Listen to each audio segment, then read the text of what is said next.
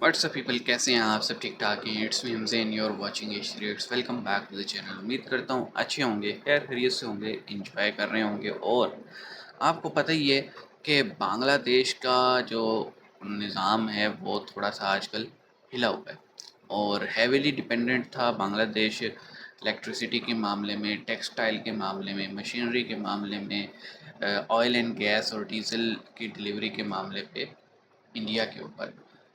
लेकिन जब से आप कह लें शेख हसीना की हुकूमत को गिराया गया और ये मोहम्मद यूनुस जो है इन्होंने मतलब चार्ज संभाले, तो एक एंटी इंडियन सेंटिमेंट नज़र आया है जमात इस्लामी और स्टूडेंट यूनियंस में। और उसका रिज़ल्ट ये हुआ है कि इंडिया ने मतलब अपना हाथ बांग्लादेश के ऊपर से खींच लिया है। और मतलब चीज़ें इस वक्त कहते हैं ना, things are not good for Bangladesh right now. तो उससे रिलेटेड ये वीडियो है। टाइटल कुछ ऐसे कि इंडिया के जो इंटीरियर मिनिस्टर हैं राजनाथ सिंह, उन्होंने ये स्टेटमेंट दी है कि be ready for war with Bangladesh. तो देखते हैं भाई ये क्या सीन है। स्टार्ट करते हैं 3 2 1 इन। नमस्कार दोस्तों, बांग्लादेश के caretaker prime minister Mohammad Yunus ने भारत को अब धमकी देना शुरू कर दिया है कि भारत उनके साथ कोऑपरेट नहीं कर रहा है, जिस वजह से उनके रिश्ते इंडिया के साथ खराब हो सकते हैं। पिछले महीने 1 सितंबर की तारीख के दिन बांग्लादेशी हिंदू भारत की बॉर्डर क्रॉस कर इंडिया आने की कोशिश कर रहे थे। तभी बांग्लादेशी आर्मी के सोल्जर्स ने ओपन फायरिंग कर दी, जिसमें प्रभना दास नाम की एक छोटी बच्ची की मौत हो गई। लेकिन अब बांग्लादेश की आर्मी इसके लिए भी भारत और बीएसएफ को जिम्मेदार बता रही है। और सिर्फ यही नहीं, अभी भी बांग्लादेश में कई हिंदुओं को चुन चुन कर मारा जा रहा है।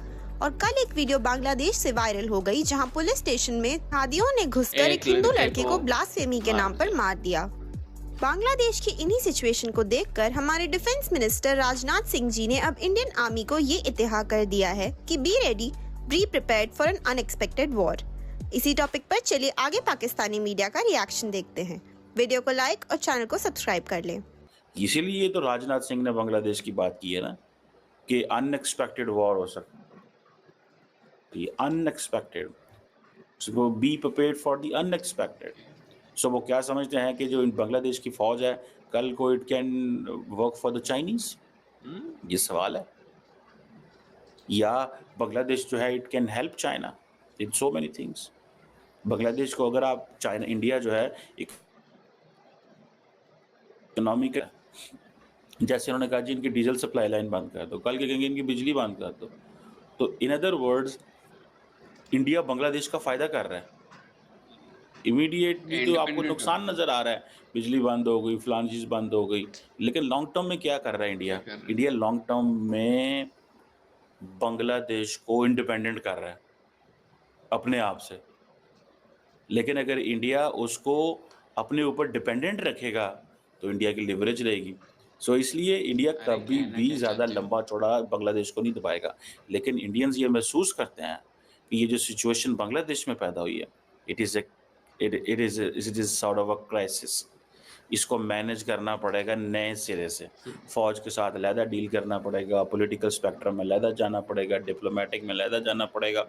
अब बिल्कुल अलहदा चीज़ें हैं वहाँ पे। It's not something, it's not an India which will call Hasina Wajid and they will start talking something like पुरानी बातें। हाँ जी मोदी साहब, हाँ जी हसीना कैसी हैं आप, सब कुछ अच्छा चल रहा है, बस ज़बरदस्त है।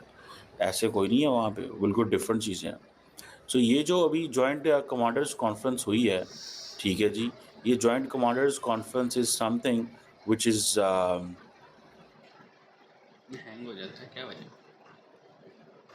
इंटीग्रेशन। ओके चीमा साहब, हमेशा की तरह मैं आपके ओपिनियन से एग्री करता नहीं हूँ। देखें, अगर आप जियोग्राफी देखें ना, मतलब मैप अगर आप देखें तो बांग्लादेश ऐसी लोकेशन पे लाया करता है कि उसके मतलब एक तरफ समंदर है, इसका राइजिंग सी लेवल उसके लिए सरदर्द बना हुआ है, दूसरी तरफ आपके देखते हैं तो इंडिया है, ठीक है।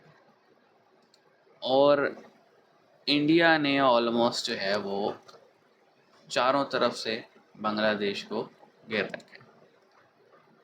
चारों इसलिए कह रहा हूँ क्योंकि 3 साइड पे तो इंडिया हो गया और एक साइड पे जो है वो पानी है।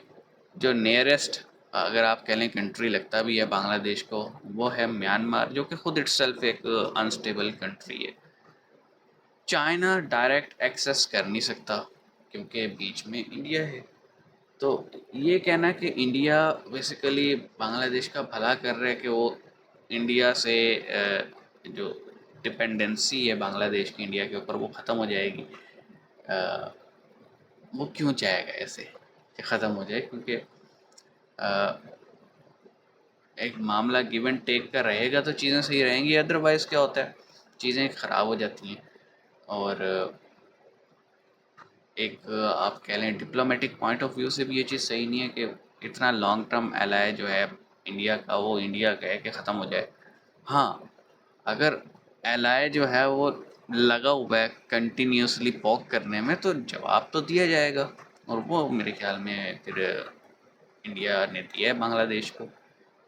और बताना तो होता है ना कि पुत्र खैर है, हैं आराम नाल ठंड रख। तो वो चीज़ें अब हमें देखने में आई हैं। तो चीमा साहब अजीब ही बात करते हैं, अब मैं क्या बोलूँ। तो आप इस पे क्या कहेंगे कमेंट सेक्शन में बताइएगा। मिलेंगे, अपना ख्याल रखिएगा। सी यू गाइस।